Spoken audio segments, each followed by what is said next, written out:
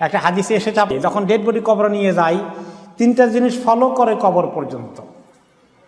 দুইটা কবরের উপর থেকে ফেরত চলে আসে, একটা খালি কবরের ভিতরে ঢুকে। দুইটা চলে আসে কি কি? আত্মীয় স্বজন, ভাই বন্ধু যারা তাকে দাফন করতে গিয়েছে, একজন দুইজন কি কবরে শেয়ার করতে যাবে তার সাথে?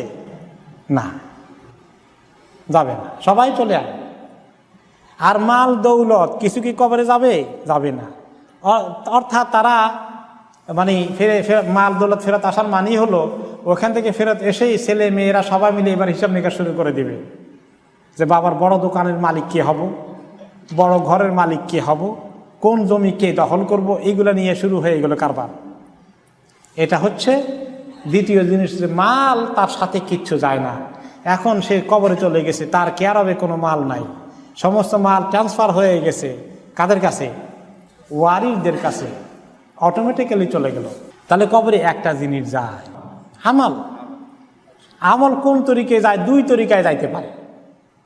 এক তরিকায় যায়, খুব ভালো মানুষের চেহারা, সুন্দর চেহারা ধরে কবরে সোয়াল জবাব হয়ে গেলে একটু পরে একজন সুন্দর মানুষ নেককারের কবরে গিয়ে হাজির, খুব সুন্দর কাপড় চোপড় পরে, গায়ে সুগন্ধ আছে, চেহারা উজ্জ্বল, হাসি খুশির ভাব।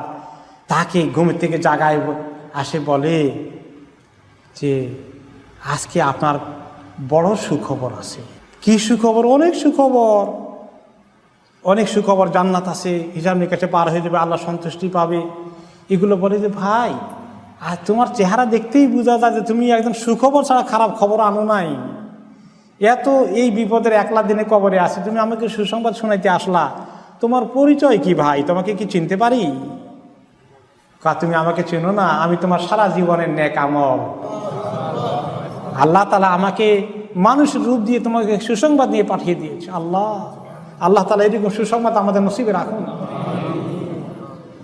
আর যে গুনাহগার, তার কবরে আসে অত্যন্ত বিদঘুটে চেহারা নিয়ে, বিভৎস চেহারা নিয়ে, দুর্গন্ধ তার গায়ে থেকে ছড়িয়ে পড়ে, তার কাপড় চোপড় থেকে দুর্গন্ধ আসে, ভয়াল চেহারা নিয়ে আসে, দেখলেই কলজা উল্টে যায়।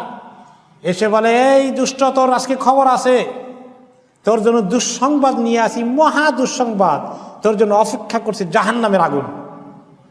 সে বলে, অভাগা দুর্ভাগা, তুই কে রে? আজকে আমি এমনি বিপদে আসি, ফেরেশতাদের মারধর খেয়ে এমনিতে কাহিল অবস্থা, তার মধ্যে উপরে তুই আসছিস দুঃসংবাদ দিতে, তোর পরিচয় কি? কোত্থেকে এসছিস? হতভাগা কোথাকার, আমাকে বিপদের মুহূর্তে আরো বিপদের খবর দিতে এসেছিস? সে বলে, আমি কেউ নই, আমি তোমার আমল। সারা জীবন যে আমল করেছ, সে আমলের খবর আছে আজকে তোমার পালানোর কোনো রাস্তা নেই। নাউজুবিল্লাহ। এই কবরে ঢুকে মানুষ আমল নিয়ে, মালও যায় না, সন্তান সন্ততি পরিবার পরিজন কেউ যায় না।